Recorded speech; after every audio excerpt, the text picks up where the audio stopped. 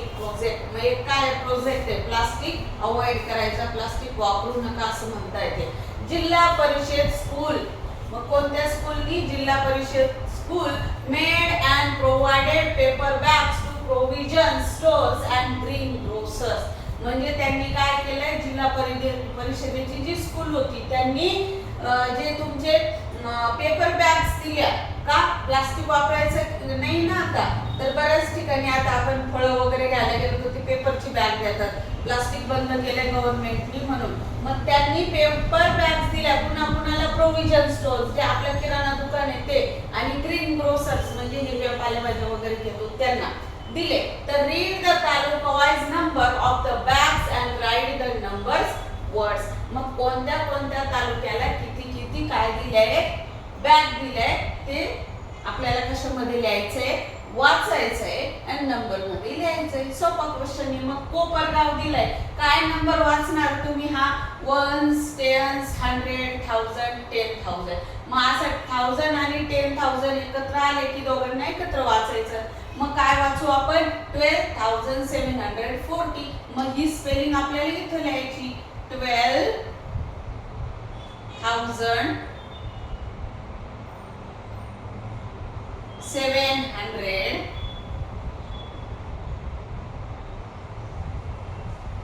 and 40. सोपं आहे. दुसरं शेवगाव. शेवगावची काय वाचणार तुम्ही? पण पुन्हा वन्स, टेन्स, 100, 1000, 10,000. काय? 28,095. मग स्पेलिंग लिहायची फक्त 28,000 and किती आहे? 95.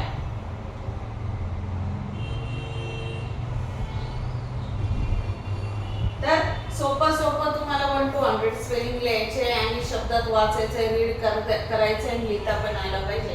नंतर तुमचं काय? कर्जत. कर्जतचं किती आहे? 31,000 1,600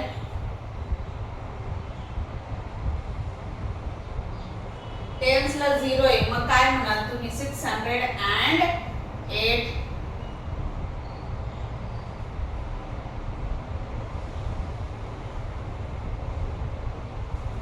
पुढचं 10,972.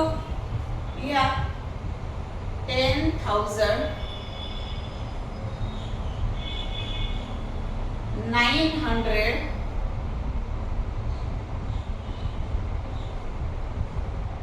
and 72 डॅश देत चला इथं मध्ये मध्ये. समजला क्वेश्चन? काही अवघड नाही याच्यामध्ये, सगळं सोपं सोपं आहे. इथं आपला हा 3 नंबरचा क्वेश्चन जाईल. चौथा क्वेश्चन आहे how many rupees do they make. मग तुम्हाला काय दिलंय? नोट्स दिले आणि कितीच्या किती नोट आहे ते सांगितलंय आणि आपल्याला काय करायचं? मग कॅल्क्युलेशन करायचं आहे. तर बघा 20 नोट्स ऑफ 1000 रुपीज. आता 20 नोट आहे, 20 नोट आहे कितीच्या? 1000 रुपयाच्या. तोंडी सांगितलं तर किती होणार आहे? 20,000 रुपये होतात. पण आपल्याला इथं काय करायचं? मल्टिप्लिकेशन करायचं. मग 20 into 1000. अशा वेळेस मल्टिप्लिकेशन करायचं नाही, 2 लिहायचा. 2 1 2 लिहून टाकायचं आणि किती 0 आहे? 1 2 3 4 इथं लिहायचे. 1 2 3 4 किती झाले? 20,000. नंतर पुढचं आहे 5 नोट्स ऑफ 100 रुपीज. 5 into किती करायचं? 100. पुन्हा मल्टिप्लिकेशन नाही करायचं. 5 1 5 1 2 0 लिहायचे. किती झालं? 500. पुढचा क्वेश्चन आहे 14 नोट्स ऑफ 10 रुपीज. मग 40 into 10. 14 1 14 आणि 0 40. किती झाले? 140. या सगळ्या मिळून किती पैसे होते? तर ऍडिशन करायची. 20,000 प्लस 500 प्लस 140. मग 0 0 4 4 5 आणि 1 6 आणि 2 किती आले टोटल रुपीज? 20,640. टोटल रुपीज किती आले? 20,640 रुपीज. 15 notes of 1000. आता किती नोटा दिले? 15 नोटा कितीच्या? 1000 रुपयाच्या. पुन्हा 15 वनचा 15, 1 2 3 0 लिहून टाकायचे. 12 notes of 100, 12 notes of 100, 12 into 100, 12 वनचा 12 आणि 2 0 किती झाले? 1200 किंवा 1200.